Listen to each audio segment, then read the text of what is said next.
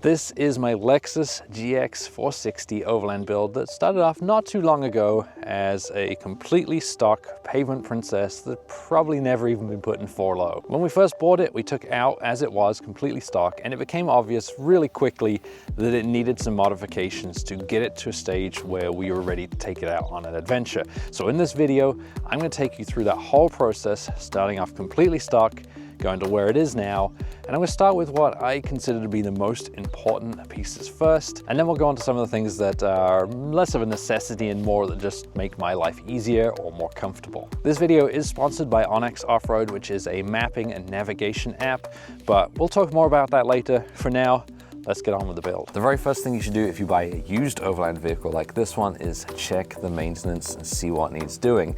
If you aren't able to check the maintenance, it's definitely worth changing things like the differential gear oil, the transfer case oil, and even do just a general oil change before taking it out on your first trip. And then it's time to start doing some modifications. And the very first thing on my list is changing the tires. These are street tires and they are stock size street tires. I'm gonna be switching them out for more off-road appropriate tires, ones that are better able to resist punctures and sidewall gashes. And I'm also gonna switch them out for some of the slightly oversized. Something that often goes hand in hand with upping tire size is adding a lift, and this is gonna be no different. I'm gonna be doing all three at the same time, so in wheels, tires, and lift today. And the lift I've gone with this is the Ironman Foam Cell Pro. If you're looking at lifting your vehicle, there are a lot of choices ranging from a few $100s to thousands of dollars. Definitely stay away from spacer and preload lifts for off-road use. The spacers increase the chance of damage and both of them will ride really rough. While the really expensive adjustable remote reservoir setups are really nice, they're not necessary. The adjustability is nice to have, especially if you're running a lot of weight like I do on my Tundra, since you can change how they respond off-road or on the road, and the remote reservoirs also reduce heat buildup, but the Ironman shocks have a couple of ways of avoiding that too. Here I've got the new strut next to the old strut, and you can see there are a few differences. First is that the new strut is going to be adjustable, which means that I can adjust the rake of the vehicle as necessary. It is also obviously much thicker than the old strut. So you've got the foam cell technology in this new one that eliminates the nitrogen gas in there. And between those two things, you are going to dissipate the heat a lot more efficiently, to the point where you're not getting a shock fade with this new strut. And it also reduces the strain on this new strut, so that it has a lot longer service life before it eventually needs rebuilding. Once I quit talking about the strut and gave it back, the install started. The coil that I went with was the 2.5 inches of lift with heavy load, designed for 110 to 220 pounds of additional weight. The weight isn't on there now, but it will be in a few weeks when I install the CBI covert bumper and worn winch. In the back, the adjustable lower control arms and track bar went in. These allow us to adjust where the axle sits. While they're not strictly necessary, without them, the axle will typically sit slightly forward and slightly off to the right of where it should be. With the GX kit, the track bar and KDSS spacers help solve some of the problems specific to KDSS equipped vehicles. The rear springs are the 2-inch lift heavy load springs designed for over 660 pounds of additional load. Unfortunately, the Lexus GX comes with 18-inch wheels, and I'm going to be switching those out to 17-inch wheels for a couple of reasons. One of them is the 17-inch tires are easier to find, especially in the size that I'm going to be getting for this. And the second reason is that it gives me more sidewall for airing down, which really helps when you're off-road. Helps with comfort, first of all, but also helps with grip on the more technical trails. And of course, I could have bought a used 17-inch wheel. You can find 4Runner takeoffs all day long for super cheap on Facebook Marketplace, for example. But I have chosen to go with Method 702 wheels instead. These are the bead grip wheels, which gives you little barbs on the inside and oversized safety hump. And both those hold the tires bead on really well. I've been running these wheels on my other vehicles for several years now and absolutely love them.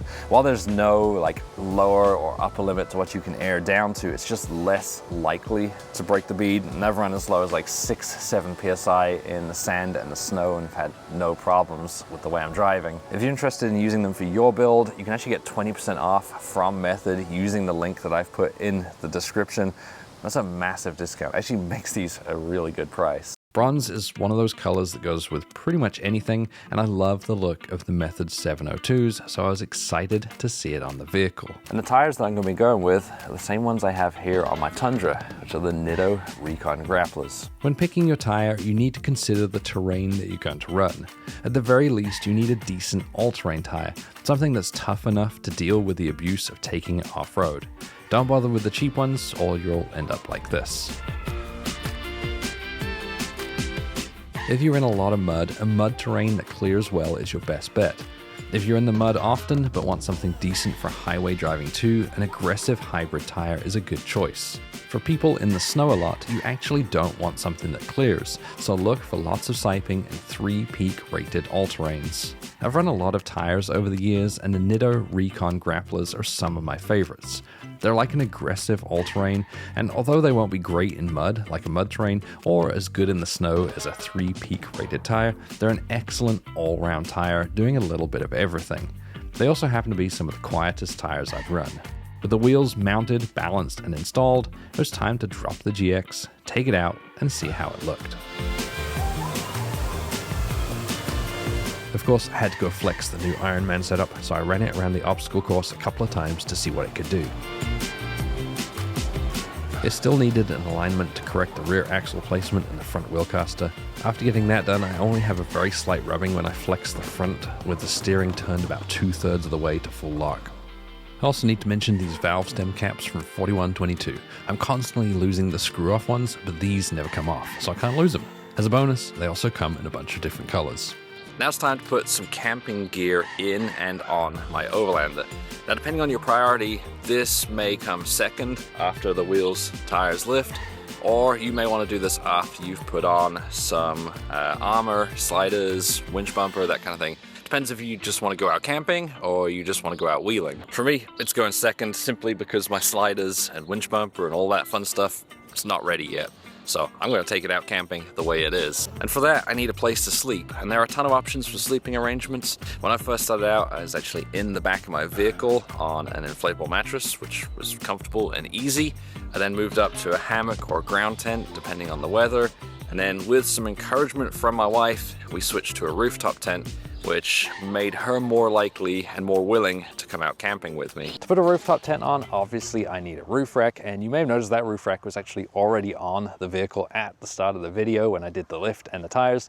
That's because when I put stuff on this vehicle is done in the order of parts availability and shop availability, where the video itself is going to be edited in the order of importance. For my rooftop tent, I just picked up the Prinsu Pro Rack at Overland Expo West. They had them here, so they brought one for me, and I didn't think about getting it home or to a shop, so I'm gonna have to do the install in the field here, which is less than ideal, but I've got all the tools I need, and it's a pretty simple install on the GX. So pull this out, and that way I'll have a rack ready to pick up my tent. I went with the Prinsu Pro because it is a lot sturdier than the original Prinsu rack.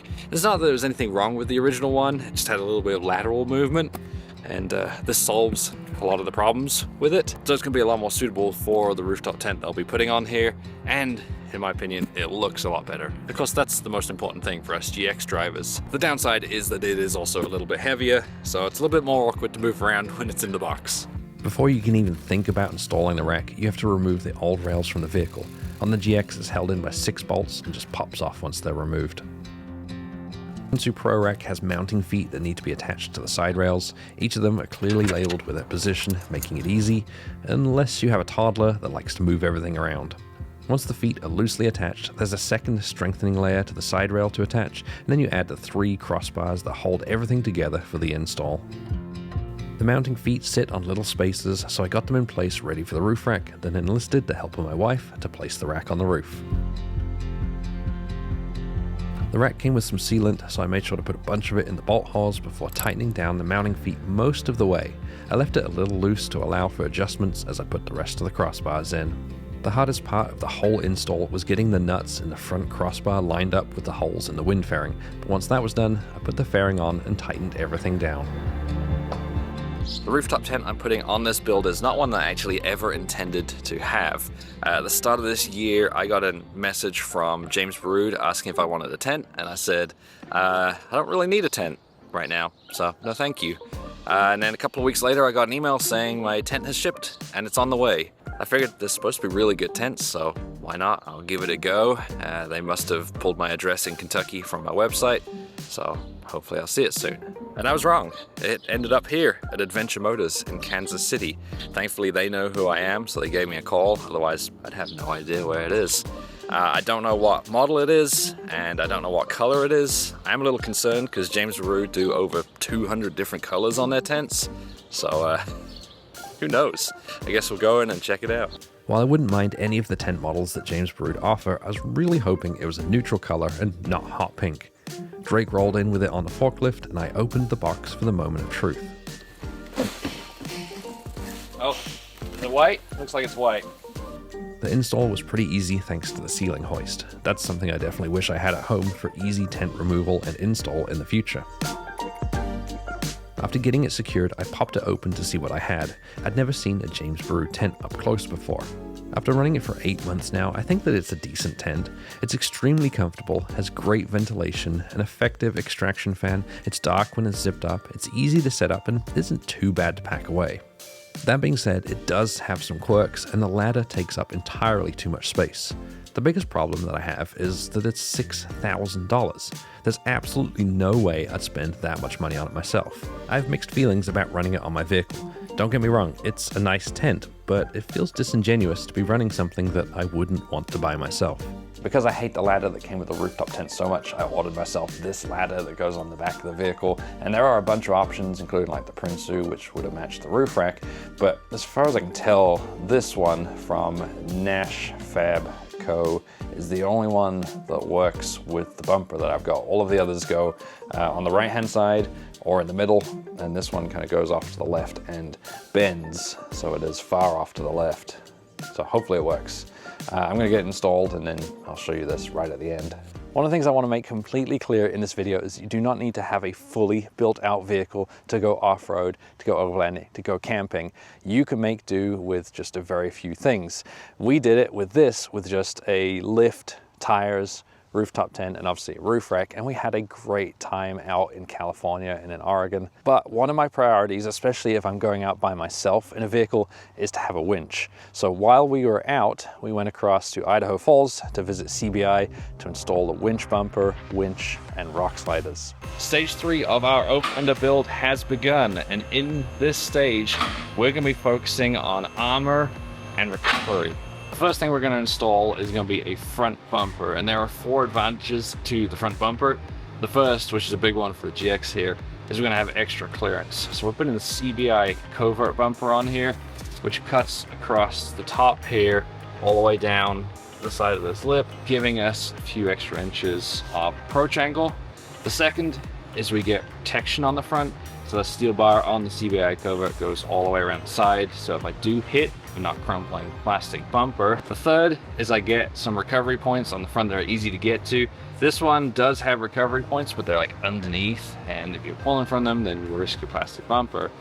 The fourth reason, and the one that is the reason I would start with a front bumper, is you get a place to put a winch. So you have some way of self-recovering, which is really important if you're going to be going out by yourself. The first step in the bumper install is to cut the front end. I've done it before on one of my other vehicles, but it's nice to have someone who's installed one of these bumpers and knows what they're doing making the cut. The winch that I've got going in here is the one 10,000 pound synthetic winch, and I'm going with that one just because it's the one that I had on my Jeep. I pulled it off the Jeep when I sold it, so I might as well keep it, put it in here. But it happens to be the right weight rating for the GX. When I'm looking for a winch, what I generally look for is around 1.5 times the gross vehicle weight. You want to have that extra for a couple of reasons. One of them is that rating, that 10,000 pounds, is only when that last bit of line is wrapped around the drum and the rest of that winch line is fully extended. And we don't often do that unless we're using some kind of snatch block, pulley block, or recovering someone really far away. And then you also want a little bit extra because sometimes you're pulling a lot more than just the weight of the vehicle. If it's stuck in something or on something, you can have a lot of resistance. With the winch mounted, it was time to attach the bumper to the frame of the vehicle. I'm going to be switching out the hook that came with the winch with this, which is the Ultra hook from Factor 55. For the soft shackles, these openings are just much better suited than hooking into the traditional winch hook because they are smooth on the edge and they don't stretch that soft shackle material around a tight corner. You've also got two closed systems that I can hook into on here. So even though this is a spring-loaded clip, I can actually push out this little latch in here, clip it in here, and now this hook is not opening, so I've got another closed system on there if I want to hook onto something. This is better for synthetic winch lines because with the hook, you have the choice when you want to secure it, when you want to wrap it up. You either hook it onto something on the outside of the vehicle, which leaves a stretch of synthetic line exposed to the elements, which is not great for it, or you wind that hook all the way in and it sits on the fairlead. And when it does that, you can scuff up that fairlead and damage it, and those little burrs on the fairlead can then damage your synthetic winch line. With this, the synthetic winch line hooks around here in the middle, then you pull it in and this whole thing sits flush against the fairlead on these rubber mounts here. So it's not going to damage the fairlead and it's not going to damage your winch line. If you have steel line, then just do whatever you want.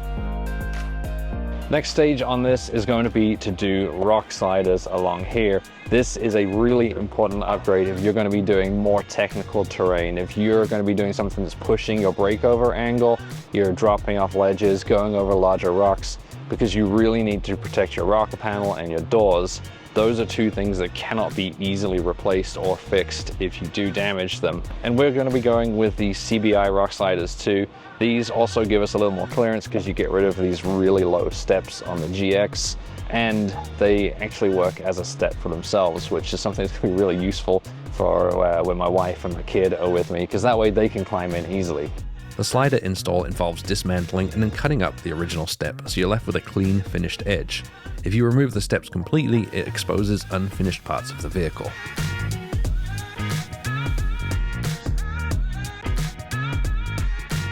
When looking for sliders for your vehicle, there are a few things you want to look for. The most important thing is that it is going to be a frame-mounted slider. So it's going to stick to the, it's going to be mounted to the frame of the vehicle, not the body of the vehicle. You see a lot of the cheap ones are actually just steps that mount to the body of the vehicle. And as soon as you hit those on something, they're going to crumple, they're going to collapse, they're not going to support the weight. So frame mounted is really important. Another couple of things that are good to look for is ones that go all the way to the end of the wheel wells like this. Not always possible. There are some sliders on longer vehicles, longer trucks, that might stop a little early, and that's just because of freight problems. If you've got a really long slider, it's super expensive to ship it with freight when it's over, I think, 8 feet. And then the final thing that is worth looking for is tapered ends like this. It just helps when getting over certain obstacles. With the bumper and slider install done, it was time to back the GX out and take it out on another trip in the Idaho, Wyoming, and Montana region. If you want to see it in action, check out some of my other recent videos. At the end of the summer, I took it back to Kentucky for the next steps of the build. We are back at Commonwealth 4x4, this time at their new shop just outside of Lexington, Kentucky, to put some armor, or some more armor, on the GX. And we're going to start with some skid plates from a Sphere 4x4. Let me show you why I went with those. This is why. It's aluminum. They're really light. Like, if you can hold one up with one arm, that's a light skid plate. Now, relatively light, I should say. I can't hold it up out here all day long. It's still kind of heavy, but nowhere near as heavy as steel would be. Steel like I have on the Tundra behind me, which is overweight and could probably do with some Sphere skid plates as well. Now, I've seen people arguing on the internet whether steel or aluminum is better for skid plates, and really there is no right or wrong answer. It comes down to your use and how you are wheeling, basically, how you use these skid plates off-road. In terms of strength, steel and aluminum are going to be very similar strengths, especially if the aluminum skid plates are designed correctly, and that is important. I'll talk about that in a minute. But the biggest difference is going to be whether you are sliding over rocks or you just want a little bit of extra protection. If you are rock crawling and you are actively using your sliders and your skid plates to get over rocky obstacles, then generally speaking, steel is the better choice for you. Now, I'm not saying you can't use aluminum.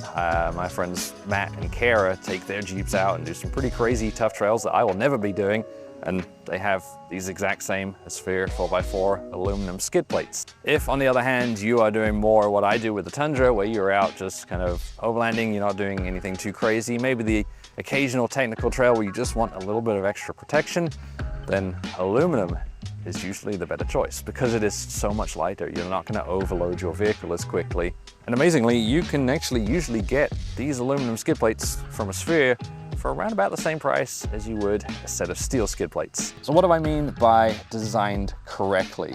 The problem is you have a lot of skid plate companies that work mostly with steel, and what they'll do is they will design skid plates out of steel and then, as an afterthought, give an aluminum option.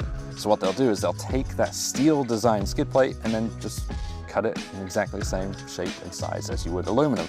However, aluminum has different strengths in different areas, and what you really should do is design specifically for using aluminum. And that's where a Sphere comes in. They only work with aluminum, so when they're designing these skid plates, they are designed with the material strengths and properties of aluminum in mind. We did have to make a small modification to the front of the front skid plate here. This one is designed to work with the factory front bumper, where the CBI one, the way the CBI one is shaped and attaches, is set a little bit further back. So there was another lip that was on the front of this. You can see we just trimmed it off here. Thankfully, because this is aluminum, it's super easy. I had the guys at Commonwealth 4x4 doing the skid plate install. It's not too difficult to do yourself, but it's definitely much easier with a lift and an extra person to hold the plate while you insert the bolts. The Sphere keeps a lot of their skid plates in stock ready to ship, so I got the skid plates for my previous Jeep and for this GX delivered in just a few days after the orders were placed. If you have a less common vehicle and you need them by a certain time, it's worth giving them a call just to check that they have them. Are all covered underneath, got engine, transmission, transfer case, and then fuel tank skid plates are all installed. The last piece of armor that we're putting on is the rear bumper, and even though this does offer protection from dropping off ledges, I do consider it to probably be the least important of all of the things we've got going on here, or that we've put on so far. So this is my lowest priority. Adding an aftermarket rear bumper does give you the advantage of some extra recovery points that are welded in here if your vehicle doesn't come with them already, like mine didn't. But of course, I could always recover mine before putting this on using the tow hitch. Now, you should never, ever recover using a tow ball because that is really dangerous. But you could do something like the Factor 55 hitch link, just slide it in, and then you've got a recovery point there that uses the hitch. The bumper I've got here that's getting ready to go on the GX is the Expedition 1 base bumper with a single swing out. And I'll show you why I chose this particular bumper once it's installed, because it's a little easier to explain once it's on the vehicle. It is worth noting that another reason this thing is the last thing to go on is because it took forever to get here, like way longer than they said it would. So if you're ordering one of these, keep that in mind. For this install, the entire plastic rear bumper needs to be removed in order to do some cutting and trimming. A couple of small tabs on the rear of the vehicle's frame also get cut off, so here are some gratuitous slow motion shots of sparks flying. Once again, there is cutting to do, and once again, someone with a lot more experience than me was in charge of it. That being said, the design of the Expedition 1 rear bumper hides all of the cuts, so even if you are completely incompetent, as long as you're cutting in vaguely the right spot, you can hack away at it yourself. With all the trimming complete, it was time for a test fit of the rear bumper. This bumper is unusual in that the swing-out tire carrier attaches to the rear door, which makes the install a lot more involved. There are several brackets and braces that need to be installed on both the inside and outside of the back door. The main reason I went with this bumper is because I hate having to deal with a bunch of latches and lockouts with your swing outs. This bumper does not have that problem. As you can see, this bumper does have a swing out tire carrier, so I have a place to store my spare tire, which is very important on the Lexus GX because a large oversized spare will not fit in the spare tire well, but I don't have to deal with those latches. It opens and closes with the tailgate, just like that. The bumper also obviously adds that protection, so if I take this off-road on some tougher trails, I'm protected from rocks and from ledges. I've got the recovery points, it has the integrated backup sensors. It also has a mount for your backup camera under there, so I can still see out the back when I'm reversing. Unfortunately, you do lose your reverse lights with this bumper because it comes up high enough that it hides them right down there behind that. So I had to add some aftermarket lights, and I'm a little worried the lights I put in are too good. These are the Quattros from Heretic Studio, and they are very bright. So I'm worried, I'm gonna be backing up in Walmart or something and be blinding people behind me because they're really good lights. I feel like maybe I should have gone with some cheaper, less bright ones, maybe some cheap aux beams or something, but these are the ones I had left over from when I did my Jeep on my previous vehicle. So what I've done is I've angled them down a little bit. Hopefully that helps not blind people behind me. I also had to switch out the factory tow hook for this. The factory tow hook is much larger, goes over to the sides and hangs down a little bit lower than this. So not only did I lose some departure angle with it, also it looked really goofy. So I put this one on. It was a pretty cheap buy, but it's also not rated quite as high as the factory one. The factory setup is rated for 6,500 pound towing, 650 pound tongue weight, where this one is rated to 5,000 pound towing and 500 pound tongue weight. I think that's okay though. I don't see myself towing anything over 5,000 pounds with this. On the spare tire, I've added the Overland kitted Max Trax mount. This thing, solid mount, not going anywhere, and it's using a space that's not otherwise used. Max Trax take up a lot of room. You don't want them in the vehicle because they get super muddy and dirty sometimes, and the roof is often taken by a rooftop tent. So side of spare tire is a good spot for them. I didn't want to put them on the back because that blocks the license plate and the backup camera, and didn't want to put them on top because that's where I carry the fuel in my armadillo bag from Giant Loop. Now let's get started on the interior. For trail communications, I have installed the ICOM ID5100 ham radio. I went with this particular radio because it records incoming and outgoing transmissions, and I use that in my videos. Otherwise, I probably would have gone with a cheaper model. And it is held up here using a little 3D printed clip that I think I got from Etsy. I'll find it and I'll put a link to it. And it clips at the top of the sunroof and behind this trim here and holds it nicely. Then the radio itself is sitting right underneath my seat, and it comes through to the microphone that's here, and it's just on a little steely mount. So it clips in, it's easy to get to. I can grab it and talk into it, and then just clip it back on there using the magnet. There are 3 upgrades for overlanding trips that I consider to be luxuries, but are on my list of things that I must have done to this vehicle for taking it out on overlanding trips. Those are a fridge, a drawer system, and a rooftop tent. And of course, you can go out on a trip without any of those 3 things, but they all make life a lot easier or a lot more comfortable. Today, we're gonna start off with the drawer system and the fridge together. And the reason I'm doing them together is because the drawer system has a fridge drop down on it. The drawer system that I'm going to be putting in here is from SHW Off-Road, and there are several reasons I'm going with the SHW system. One of them is because they make the lightest drawer systems that you can buy. They import a special plywood from Spain. It's about 40% lighter than your average plywood. Second reason is because they're the only company I've seen that make a drawer system that fit really nicely in the back of the GX. And the third reason, and probably the biggest reason, is because the guy that makes them is a good friend of mine, and I've known him for years. The first step to install the drawer system was to remove the third row. Very few people use their third row on the GX, and it uses up a ton of space. And one of the nice things about the drawer system is that it uses that space effectively without leaving a huge unfinished area. To secure the drawers, we used a few of the existing holes, which meant moving some wires. We also had to drill a hole to put in a nutset for the mounting bracket. This drawer system was the very first run for the GX, so Wes, who owns SHW Off-Road, handed me a pile of parts to start putting together. As much as Wes hates it when I make the comparison, assembly is a lot like an IKEA system. It's flat pack, each part comes labeled with a little sticker, and it's all held together by a dowel lock system.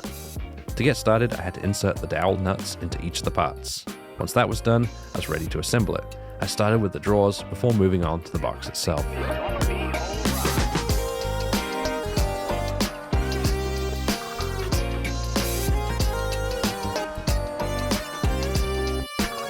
With everything put together, we mounted the box in the back of the GX and put the drawers in. The whole process wasn't difficult, but it was time consuming and ended up taking a few hours. Before I show you through this drawer system, I want to let you know that this is the prototype. This is the first drawer system that was built for the GX in this style, and there were some tweaks made to it afterwards, so the production model might look slightly different, and if you see any issues with the fit or differences in the finish, it's because this is the prototype. It's the first one that was ever made for it, and I put it together, so you can always blame me for that too. But basically a drawer system, you have two fully extending drawers, come all the way out. Well, you maybe lose like a couple inches there, but it's nice to have them all the way out, and they lock out. So you've got little latches on the side that you push down to close it, and then they both latch shut. It is a keyed latch, so if you wanted to, you could lock these. I don't, because I've got a back door that locks, so I don't need it. You do also have storage down the side, so you got these little side panels on either side. This one's not huge, not gonna be storing a lot of stuff over here, but there is more room over here, and I'm hoping that there's enough for me to do a dual battery setup there.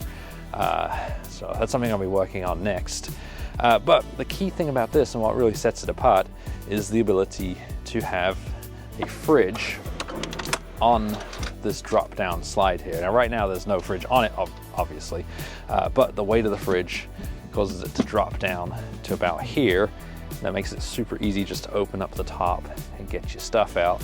And these are balanced and designed to be balanced with a fridge on, so that it will hold itself down, and then it doesn't take much effort to lift it up and then latch it shut again. It is worth mentioning that this is a marine grade plywood, so if you do spill something on it, it's not a big deal, it can handle it. It also has this tough, durable ultraliner finish that is going to withstand scratches, which is great if you've got stuff that can be sliding around on top of it. This plywood is also the lightest plywood that you can buy anywhere in the world. It's about 40% lighter than your average plywood, which is great because you know these vehicles get heavy, especially when loaded down with stuff and you add bumpers and so on. So keeping this as light as possible is well worth it. There is also another drawer system design called the Ultralight, which is the most popular drawer system design that SHW Off-Road sells, not just because it's even lighter. It does away with some of the heaviest parts of the drawer, which are the drawer slides there, but also because it's significantly cheaper. So if you're thinking about having a drawer system and you don't want to get the Expedition series, check out the Ultralight. Before putting the fridge in, I needed to mount my DV8 Molly panels that I bought to go in the back windows. I was initially apprehensive about them since they didn't come with any instructions, which is usually a bad sign, but it turns out there are very detailed instructions specifically for the GX available on their website. Following those instructions, I assembled each of the panels by bolting together the top and bottom mounting brackets.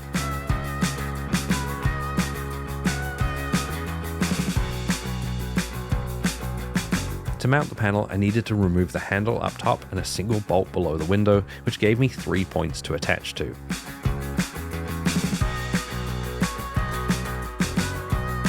On the other side of the vehicle, I had mounted my inverter and second battery charger to the panel using 1/4-inch bolts and had pre-run some of the wires. I fastened it to the GX and dropped the wires down to the battery that I put in the cubby next to the drawer system. And this is the finished setup for charging. I've got the Red Arc BC-DC 1225D. I've had this thing forever. It's tough, it's durable. I think it's gonna last forever and doesn't take up much room, which is great for putting up on a little panel like this. Charges the battery at 25 amps. I just put a little 50 amp hour. It's like an Amazon battery, and I'll include the link to that one as well, although it's a pretty crappy battery. It's just one I had left over from another project. What I'll probably do is switch it out for the 65 amp hour lithium, Dakota lithium battery that I've got. A little bit more capacity, but a much higher quality battery, and one that will heat itself so that it actually charges when it's cold out. Whereas this one doesn't have any kind of charging protection at all. And to use that power, I've got the 1000 watt Renogy set up, and I got this one for two reasons. One was it was super cheap. This thing was open box or used on Amazon, so I want to say it was like, I don't know, $100 or something. And then the second is because it's compact as well, so it fits up here. If you've seen my other builds, I like to use Red Arc for everything because it's a great company, but the Red Arc one's quite a bit larger than this and quite a bit more expensive too. I will say, if you're buying Renogy, they make decent stuff, but it's a terrible company. Like, customer service is awful. So if you do buy Renogy, buy it through Amazon. That way you can deal with their customer service. I actually bought a battery from Renogy in the past, and they sent me the wrong one and then charged me a 20% restocking fee to send it back. Thankfully, I bought it from Amazon, and Amazon gave me credit for the difference. I've also wired up this little fridge power cord to a fuse block that's connected to the battery. That way I don't have to deal with the 12-volt cigarette lighter adapters. So this is hardwired, not going to come unplugged. And now I need to put the fridge in. The fridge I put in the back here is the Ironman M Series 45 quart fridge. And this is another thing that I had left over from my previous vehicle from the Jeep. So just moved over since I already had it. But it is a solid fridge, and it's one of those fridges that just does fridge things. It just keeps it cool. I've seen a lot of other fridges that have tons of different features, including like Bluetooth ice makers, built-in battery, like all that fancy stuff. And sometimes you just want it to be a fridge. So that's what I like about this one. And because it's just a fridge, it's actually a really good price too, especially if you can catch it on one of the sales. I ordered the Molly panels in the back just for the electronics. So for the inverter and the battery charger, just had a good place to mount them that is otherwise unused space. But I ordered two of them, and the second one that I got up here behind me is for some of my essential recovery equipment. So I've got the kinetic rope and a couple of soft shackles from Ironman 4x4 hanging up there. And I wanted them somewhere that's relatively easy to get to.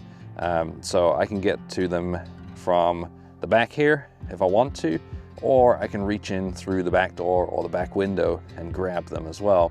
And the reason I wanted them up there is because the GX has kind of an unusual back door situation here where it is a barn door, and in some recovery situations it might be difficult to get that open. So I didn't want my recovery gear in the drawers. And then the only other thing that I think that's really important to get to really quickly is the winch controller, and I have that up in the center console. That way I can grab it immediately rather than having to climb through the back to get stuff.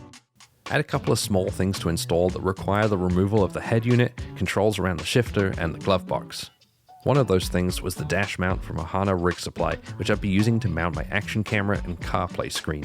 The dash mount doesn't require any cutting or drilling, although I did add a small hidden notch to one of the trim pieces to allow me to run charging cables.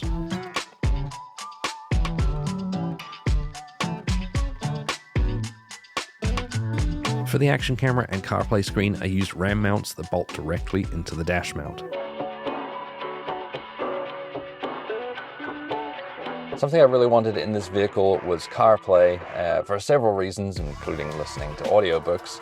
And I had three options when it came to installing it in here. There were two really expensive ones.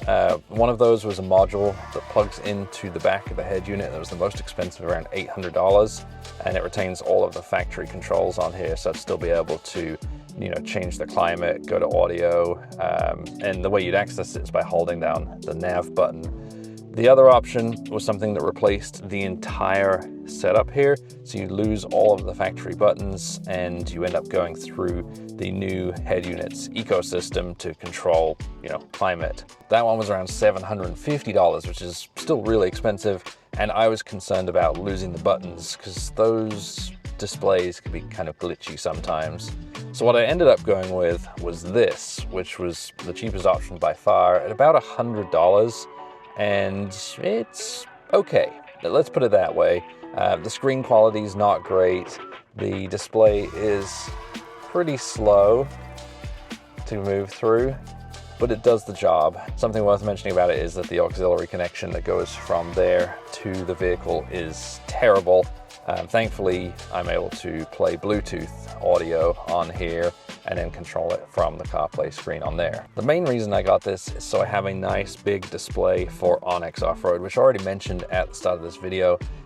It is the app that I use for all of my route planning and all of my navigation while I'm out on trips. If you want to learn more about it, I'll put a link to it in the description, and if you use that link or the code Revere20, you can get 20% off. One of the reasons I love having it on a bigger screen is because I use the satellite option a lot, and I'm zoomed out quite a lot right now so you can see some of my trails that are around here, some of my waypoints, some of the suggested trails from onX that you can follow. So it's great for navigation, but also often see labels of things I've missed, or even things on the satellite that look cool. You know, I found petroglyphs, I found whiskey cabin recently, just by noticing it on the maps. You can also pull up the Explore option, and I've got obviously my contents, that's stuff I've created. And trails near me are the ones from onX Off-Road, and you can navigate to them by tapping on it. Unfortunately, it's not going to work right now because I'm parked in the middle of a field at a friend's house, so it can't navigate from here. But if I was on the road, it would actually give me step-by-step navigation to get there. Off-road lights are one of those things that aren't necessary, but are really nice to have if you're out wheeling in the dark. When I built out my 4Runner many years ago, I went with Baja Designs just because that's what everyone did. I was on the 4Runner groups, and every single 4Runner always had Baja Designs lights on there. But now that I've been doing this for a while, I think they're overdone. Don't get me wrong, Baja Designs make really good lights, but everyone has them. And there are other lights that are just as good, no matter what the Baja Design fanboys say, that are just as good, but aren't on every single vehicle. So you get lights from KC or from Rigid or from Heretic Studio, and they'll put out just as much light. Before I show you what I got and my setup, let's look at how I'm controlling them. You can go from about $20 all the way up to well over $1,000, depending on how you want to do your setup, how complicated you need it to be, as well as the type of controls you want and what you're gonna be plugging into it. One of the options I strongly considered for this were the OEM style buttons. They're about $25. I need a $3 relay to go with it. But I wanted a little more control than that. I wanted a little more than just 2 lights on here. I also considered an aux beam setup. You get a little panel for that, which I'd have to find a place to mount. And unfortunately with that one, you're limited to, I think it's either 50 or 60 amps total. And with all of my lights that I'll be running, I'll be pulling more than that. So I have instead opted to go with this, which is the Garmin Power Switch. There are several reasons I chose to go with this. The first is that it is super simple. You have this module that you connect to the battery, and then you run your lights to this, and that's it. There are no other wires to run anywhere else, and that's because this doesn't actually have a control panel. This is controlled either by your phone, via Bluetooth, or via phone on CarPlay. So if you've got CarPlay inside your vehicle, this is a really good way to control it without having to add any other panels, or switches, or wires into the cab or the main part of your vehicle. The second reason is that this can run up to 6 channels at 30 amps each and has a maximum output of 100 amps, which is more than I will need.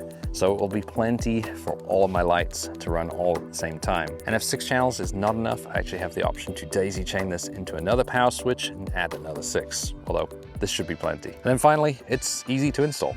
I think I mentioned that one already. But this is the module. This is what you get. And I'm just gonna be securing this one to the top of the fuse block lid, just like that. You get 2 wires with it. You get the positive in, and then you get this ground cable. And this ground cable is not a ground for all of your lights. This is just a ground for the power that's going to this device, that's controlling this device. You will need to ground all of the lights individually. You can do that one of 2 ways. You can either pick up a little bus bar like this, or you can go to a grounding point on the vehicle, like the battery or to the body ground. And I'm actually gonna just put all mine on the body ground that's next to the battery, because it's gonna be right next to where this thing's installed. And I'm just gonna go with a super simple install on this.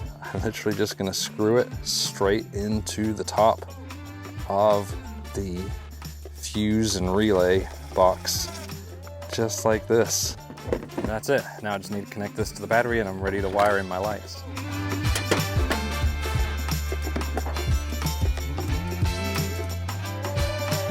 And that's it. That is how simple the installation is. Now I need some lights. When I switched from my 4Runner to my new Tundra, I went with Heretic Studio lights, and it was their true amber light that really drew me to their lights. Unlike other companies that do a yellow, the true amber really does help in cutting down the glare when you're out in dust or in snow. And since then, I've put them on everything. Obviously, I've put them on the Tundra, put them on the Jeep that I had before this, and now I'm going to be putting them on the Lexus GX as well. And I really like them. They're made in Utah, they look great, and they're going to be a similar brightness and quality to all those other big brand lights that you see, except with these you're paying for the quality and not the name. Before we get to the installation, let's talk about placement. It is my personal belief that you should have amber or yellow if you go with another brand below the headlights. Those are gonna be the light bars that you use in poor conditions. So when it's snowy or when it's dusty, and it's gonna give you that low light that's cast a long distance along the trail ahead of you. That allows you to see dips in the road ahead of you, or rocks that might get in the way when visibility isn't necessarily at its greatest. And then you want anything above the headlight to be as bright as possible. And that's where you want that white light. So light bars, pod lights, ditch lights, all of that gonna be white. And that's because you're not gonna be using those lights in poor conditions. If it is snowy or if it is dusty, you're not gonna have those lights on up there because you're not gonna be able to see anything if you turn them on. So there is no point in putting amber basically above the headlights. Well, except maybe with one exception, and that's chase lights, where amber actually works really well. The first set of lights I'd be changing out were the factory fog lights. While they were out, I also popped out the chrome bezel to paint it black. Heretic Studio makes their BA1R lights, which are a perfect fit for the factory fog light location, and I used the Ronin Metalworks L bracket to hold them in position. With them in place, they fit so well that they look like they could come on the vehicle straight from factory, although they're now much brighter and definitely not road legal. On the back of the Prinsu rack, I used a couple of 1/4-inch carriage bolts to mount the chase lights. This is another place where true amber works really well. I follow people with yellow chase lights and they just don't show up through the dust nearly as well as the amber. For the roof rack lights, I really wanted to go with pod lights, and that's not because of any particular advantage or disadvantage that pod lights versus light bar offer. It's just because I think they look cool, and it's the look I wanted to go for on the GX. And of course, looks is the most important thing, as we all know.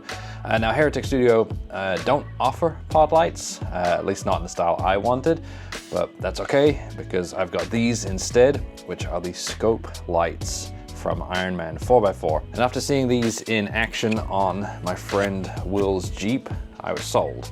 These are really good lights, and I'll get them out and show you a couple of things I like about them. Not only are these lights super bright, but they're exactly the size and look that I'm going for, and I think the 6 of these evenly spaced across the roof rack will look really good. I also like that these have a built-in daytime running light, so there is a soft glow across the middle. So there are 3 wires that go into it.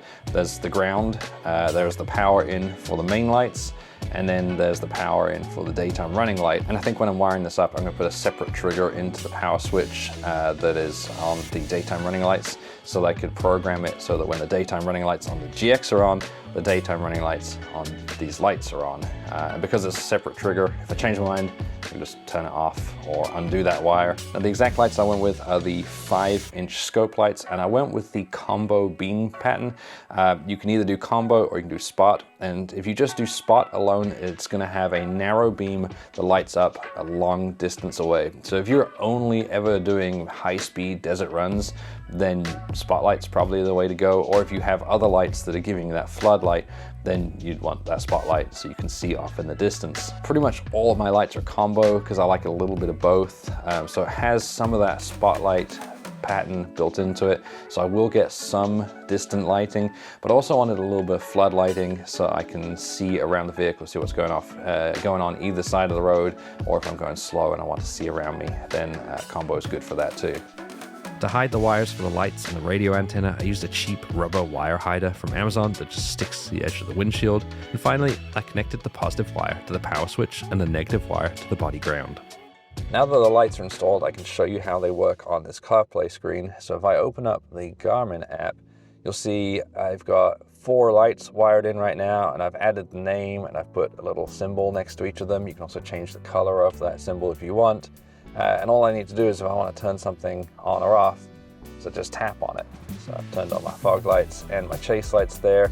I can program in more stuff if I wanted to, so if I end up filling in these other two, which I'll probably end up putting a compressor control on one of these, so I can control it on there if I wanted.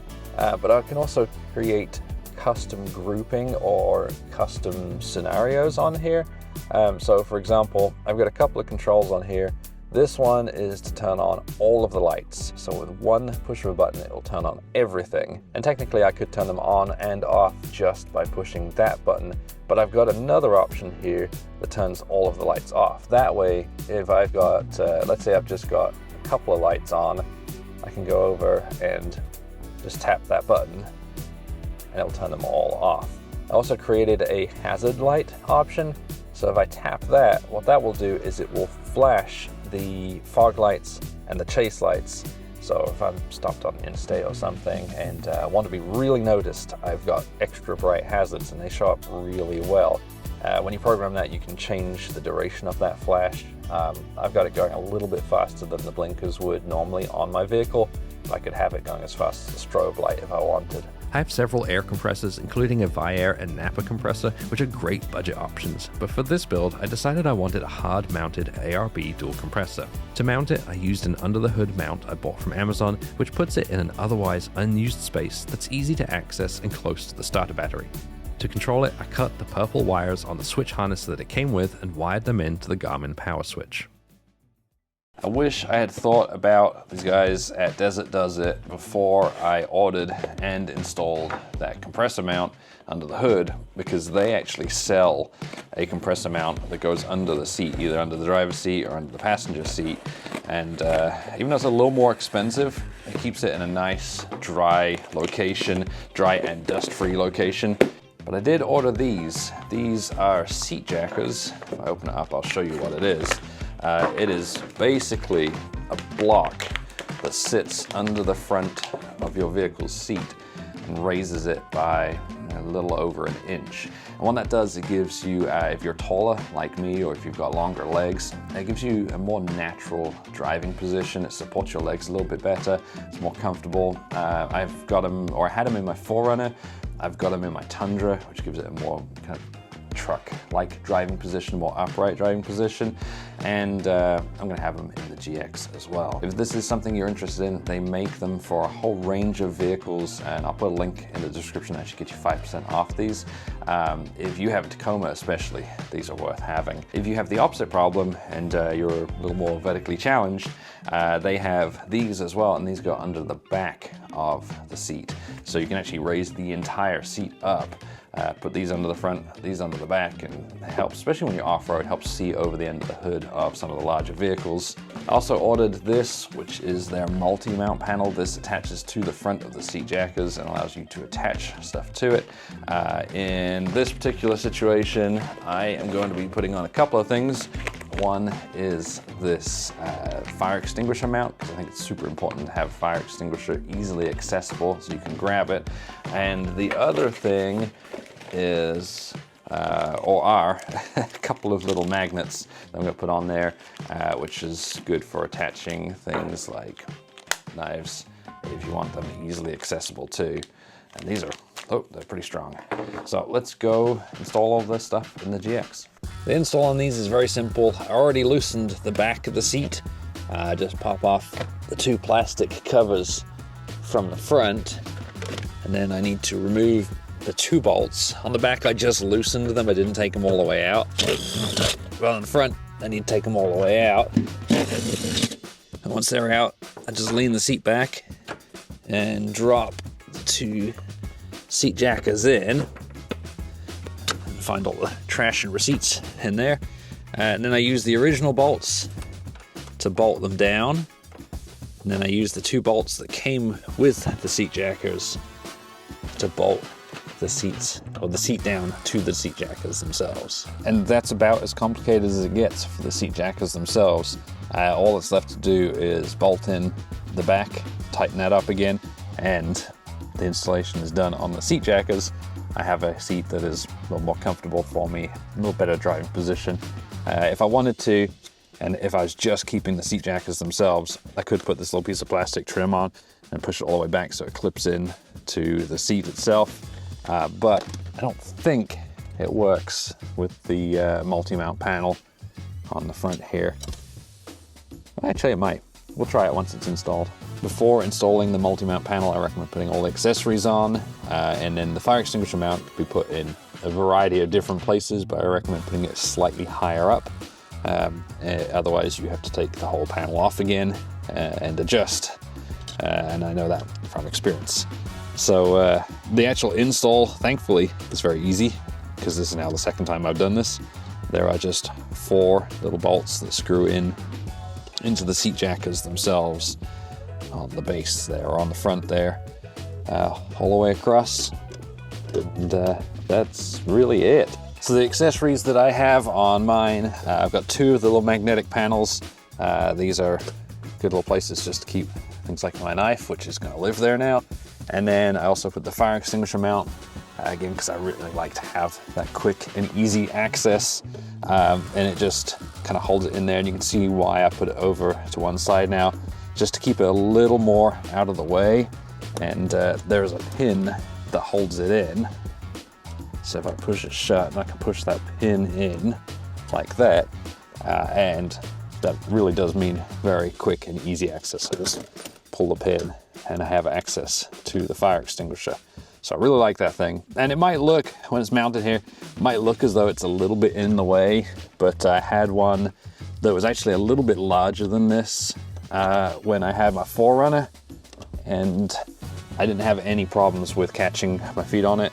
Right now the seat is as far back as it goes, and when I'm sitting in it normally, it's usually probably somewhere around there, and you don't really put your feet back this far, so it has not been a problem. If you were worried about catching onto this, you know, let's say you do set your cruise control and for some reason have your feet way back here, then you could always get a smaller fire extinguisher, so they make smaller brackets. I think this is a medium-sized bracket, if I remember correctly. Or you can even do like little element fire extinguishers, so they have little clips that you can mount to the panel here and just clip the fire extinguishers to that. And finally, let's try these. I think they will fit. I think they clip in. I'm trying to remember how it clips in. I think it's just like that. And yeah, so it looks like the trim pieces do go back on. I'm not sure about this side with the fire extinguisher in the way, but we'll try it on there. It's not really a huge deal. It's not something I am concerned about at all. Yeah, it looks like it's not really gonna fit too well on that side. Yeah, I'm gonna leave that one off. But yeah, like I say, I'm not really concerned about it at all. I don't care if there's a bolt sticking up there and showing. But some of you might, so I figured it was worth a try. If you own a Toyota or a Lexus, I should say a naturally aspirated Toyota or Lexus, you probably know how underwhelming the engines are. The 4Runner in particular was notorious for having an underpowered V6, and it's one of the reasons that I went with the Lexus GX. But to be honest, the V8 in here is not a whole lot better. I find that it constantly downshifts like that just to stay at speed on even a moderate hill. Like, this is nothing, and it downshifted for this. So today, I'm on my way to Kentucky Truck Tuning in Lexington, Kentucky, to hopefully solve that issue. I am Reagan with Kentucky Truck Tuning. We are about to tune your GX. A little bit different than the Tacoma. You don't have an ECT button, so you'll get one throttle response. The overall process is I'll connect a battery tender. We'll keep stable voltage throughout the whole vehicle through the read and write process and go from there. Better throttle response and better shifting are the top 2 complaints that are addressed with the OTT calibration. There is a conservative number of both horsepower and torque added by the tune. The whole tuning process took about 15 minutes, followed by a quick test drive to see how I liked the throttle response. I've had the tune for a few days now, and I'm very happy with how it's worked out. It has basically addressed, well, the biggest issue I had, which was the hunting for gears. There are a couple other things. Now, one thing I haven't noticed is a significant increase in power, and when I got it tuned, I was warned, you know, like, yeah, you might see some increases, and it's whatever numbers it is, but it's not significant. What I have seen is obviously the change in throttle response. I've seen it around town, but where that's really nice to have is on the highway, on the interstate like I am now, where if I want to keep up speed or climb a hill, I'm not having to push that throttle down really hard. It doesn't take a whole lot of foot effort now. Not that it was really a huge deal before, but it's just a nice change, just a bonus. The big change I've seen is with the transmission. Now it still does downshift when you're going up a hill because it has to, but it's not going to do it nearly as often. So I'm driving the same road now that I did on the way to get the tune done, and it has downshifted maybe 3 times, where on the way before it was downshifting every couple of minutes, if not more, basically every time I hit the slightest slope. And the great thing is when it does downshift, it also holds that gear for longer, so it basically holds it until it doesn't need it. Where before, when I went up a hill, it would downshift, it'd get back up to the speed it was at, and then shift back up again, slow down, and then just keep repeating that over and over again.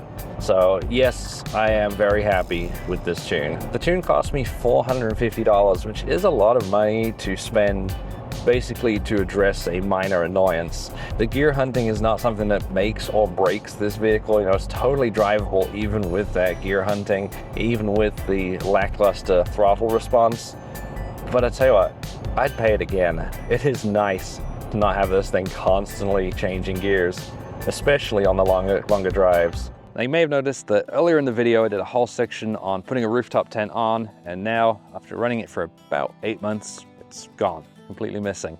That is because on my next 2 trips, I'm actually gonna be borrowing a trailer, and I figured there's no point in carrying a rooftop tent around if I don't need it, so I took it off. Because I'm borrowing a trailer, I now have another project to do with the GX. It is an off-road trailer, it has trailer brakes, and I needed a trailer brake controller.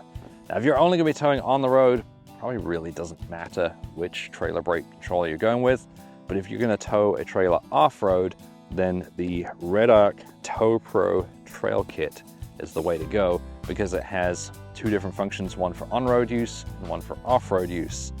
That being said, even if you are only towing on the road, the Red Arc one's pretty nice, and I'll show you why when I install it. Most difficult part of this install is probably just reaching underneath the dash here and finding the space for it.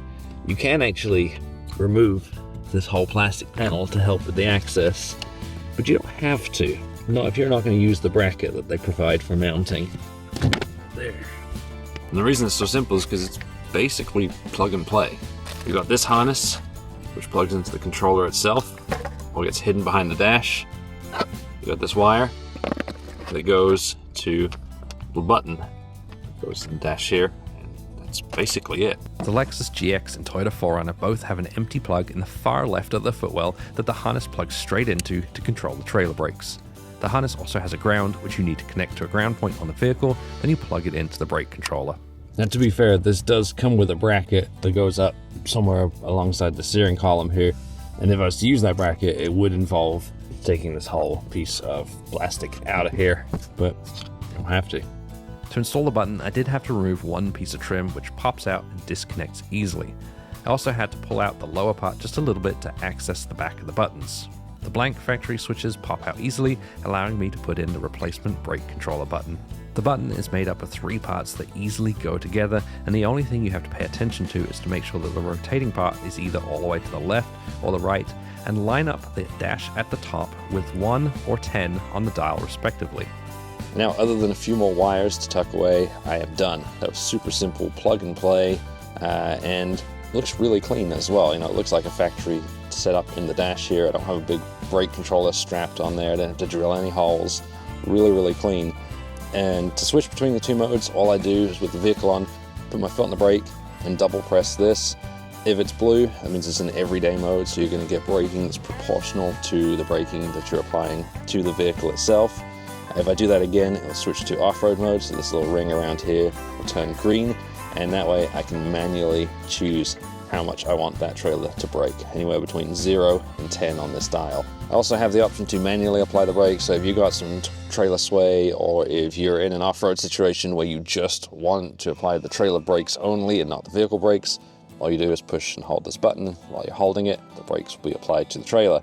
In everyday mode, it's just a light braking, and then in off-road mode, it's whatever this dial is set to. I have also added a few Lexus GX specific things. So for example, behind the glove box here, I replaced one module that gave me multi-train select. So I can go to the menu here and I can choose how the traction control, the A-track system that this vehicle has, responds. So the options of mud and snow, loose rock, mogul, or rock.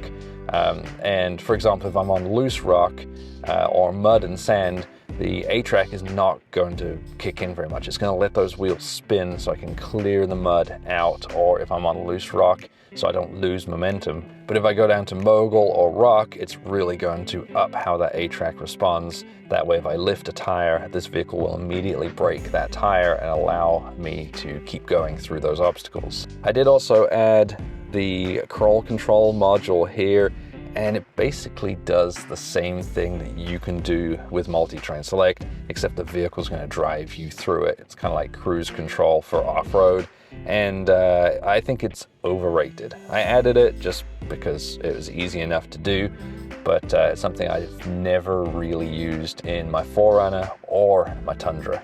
I did also add the Dr. KDSS system, and while KDSS, I guess you could kind of compare it to a sway bar disconnect in a Jeep, while you're never going to have that articulation that a Jeep with the sway bar disconnect has, you may have noticed, any of you Jeep drivers, that it handles a lot nicer when the sway bar is disconnected off-road.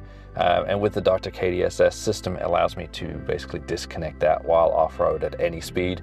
And it just means it rides a little nicer. I'll put a link to the guides that I used in the description, that way you can see what's involved. Usually when I do build videos like this, I put a huge long list of all of the parts that I used in the description. I put little affiliate links on there that earn me a little bit of commission. But what I'll do for this one instead is create a spreadsheet, and I'll put a link to that in the description and in a pinned comment. And on that spreadsheet, what I'll do, just for full disclosure, is tell you which parts of this build I paid for myself and which ones were provided as part of some kind of sponsorship. If you look at the pricing and decide it's too rich for your taste, subscribe to the channel and stick around, because I'm doing a budget build challenge later this year with a $10,000 total budget for vehicle and outfitting. We have one more thing to do to this GX. It's gonna be a big change. I'm getting it wrapped, thanks to Onyx. It's getting wrapped here at Crunch Wraps in Lexington, Kentucky. And this whole wrap was designed and paid for by Onyx. So it has a lot of Onyx features on it. The material we're wrapping it with is it's kind of somewhere around matte, maybe semi-gloss black, with a bunch of topo design on it, which looks really cool. I'm looking forward to seeing it in person. I'm gonna drop it off and in 3 to 4 days, come back and see it, which I'm really excited about.